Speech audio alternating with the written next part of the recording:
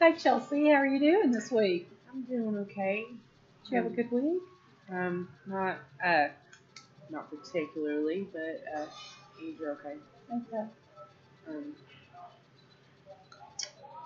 well, yesterday I was grocery shopping, and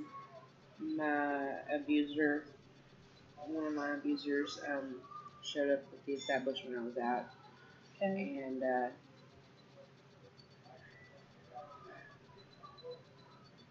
stared me down the entire time. We were within range of each other. Just stared at me every time I turned around. He made eye contact with me, like he was burning a hole in the back of my head. So he just stared you down. Did he try to make contact with you as far as communication? No, No communication. he's not allowed to. And I didn't want to make a scene. My daughter was there. Um, so was my dad. Oh, your dad was there too? My dad was with us. And we finished what we were doing at customer service. And we went to the grocery side. The store we were at, and we went grocery shopping for a few minutes to give him a head start out the door to make sure that he was gone before we left. Well, he kept popping up in the grocery side, and then when he stopped popping up, we gave it another couple minutes, and then we left. I didn't want to make a scene. Mm-hmm. How did it make you feel when he kept popping up? Scared.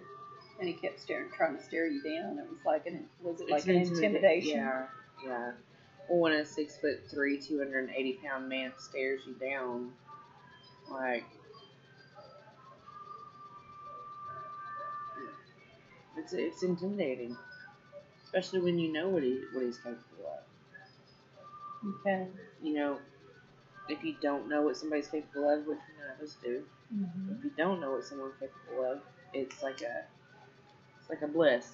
You know, ignorance is bliss. But when you find out that somebody's capable of that kind of thing, it instills a kind of fear in you.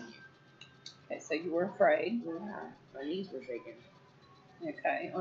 If I asked you right now, on a scale of 0 to 10, 0 being like no fear at all, 10 like being the very most fear you can imagine that you could experience, 10 is the absolute worst. So where do you feel like you were at on that scale? I was at about a 7. Okay. And what thoughts were going through your mind at that time? I didn't really have many, except for I just was unsafe. Like just no was going through my head. Just no. And that's the only thought you had going through. Just I was holding on to the buggy and my daughter, and that was it. Okay. Did you talk to your father about what was happening at that time? Yeah, and I asked him to not make a scene and just continue with what we were doing, because the last thing I or my daughter needed was to make a scene. Okay. I was just trying to collect and contain myself and make sure that I kept functioning. My daughter, I guess, had some kind of stuff in my feelings or whatever, but I was terrified. You were terrified. And you were only at a 7, which 7's still pretty high on the scale. I mean, if you had to experience the very highest fear you can even imagine, 7 is still pretty significant on that scale. And the only thoughts you had right at that time were no. Well, really more like a no to myself. Like, what were you trying to tell yourself? Don't let it control you. Okay. It sounds like you handled yourself pretty well. I did. I didn't freak out. I didn't make a scene. I didn't, which is just not me anyway. Mm-hmm. But I didn't get excited or anything. I do know the physical response that I had was insane. Like, my heart was racing, and my knees were shaking and my hands were shaking. The only way that I kept my daughter from seeing me trembling was to hold on to the buggy. Okay, so that feeling sounds, when you say insane, on that same scale, how would you rate that feeling? Is that still a fear-based, or is that a different, that sounds more like anxiety, which fear and anxiety are very close. No, it was fear. It was still fear. And so you were having some physiological effects. The fear was so intense. Okay. And did you say that you did not talk to your dad about it? I did. What did you I say just to asked him? him not to make a scene and to just do what he had to get at the grocery store. And at that point, I just wanted to get it over with. I went to a lot of trouble to get my dad there to do what he had to do at the grocery store, and I wasn't fixing to leave. And I've always been really big on not giving up my ground. That's good. And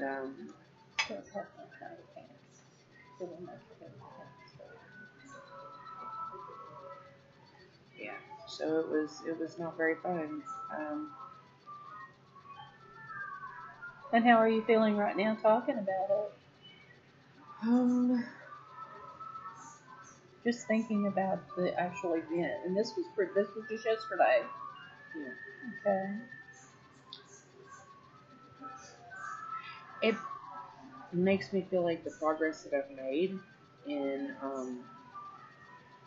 with having to do with that particular situation. I mean, diagnosis and all that stuff aside, this particular situation, I feel like I've moved far away from. Like, I feel like I've grown out of it until it hit me in the face again like that. You know, I mean, it felt like all my progress had just been like, not all of it, but I felt like I took a good 5 steps back in my emotional progress. What were you diagnosed with? And not to drag up old hurts, but to get it out and to help. They call some things exposure therapy, but just to kind of, and not relive it even, but what did you experience with this man?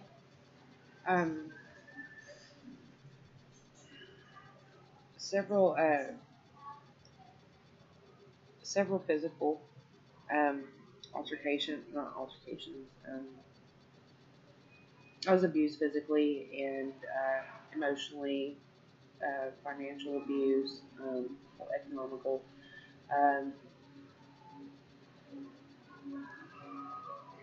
Intimidation tactics. He stalked me. He had.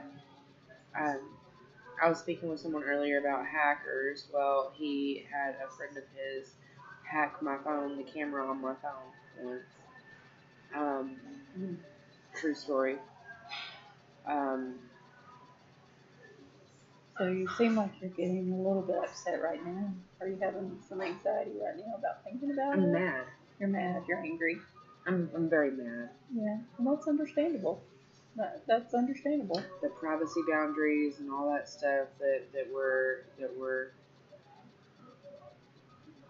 like, all my boundaries were broken and there were no personal boundaries anymore. Like, he has locked me in the bathroom with him. Like, not locked me in, but barricaded me in the bathroom with himself. And stood there several times just to say the same thing over and over and over and over, and I'd stop talking and he'd go into a rage. Are you experiencing anything, and not to put thoughts in your mind, but are you experiencing any kind of panic attacks or emotional disturbance from thoughts of that? I mean, how did you do last night?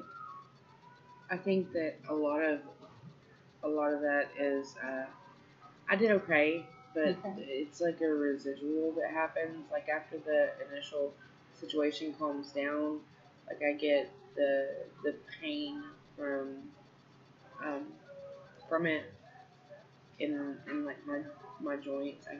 It's like I'm tired. Okay. It just because the stress of Yeah. all of the emotional, physiological. It's like a fatigue that sets in and pain in the joints that sets in, and it doesn't last very, very long. It just. There's a couple of things. Have you ever? Say no. Have you ever done any deep breathing relaxation techniques or? No. Okay. Would you like to learn one? Sure. That when you experience this kind of thing, especially if you're in a place like, had you not had Abby or your dad with you, you could have even done it with them, but, perhaps gone to the car and just settled yourself and calmed yourself and just kind of helped you get back to a normal state of feeling. So let me teach you a little relaxation technique. It's called, we're going to do prayer-based diaphragmatic breathing. So if you want to just sit back and close your eyes, and right now I'd like for you to start at the top of your head, and just slowly think about relaxing every muscle. I want you to breathe in and breathe out. And when you're doing this, I want you to breathe from your diaphragm, not from your chest. So your chest won't move. Just see your belly go in and out and continue to relax. Breathe in and breathe out in your mouth. Breathe out of your mouth.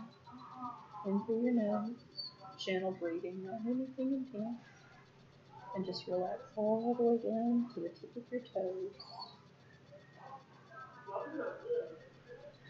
Now on every exhale, I would like you to say, Lord,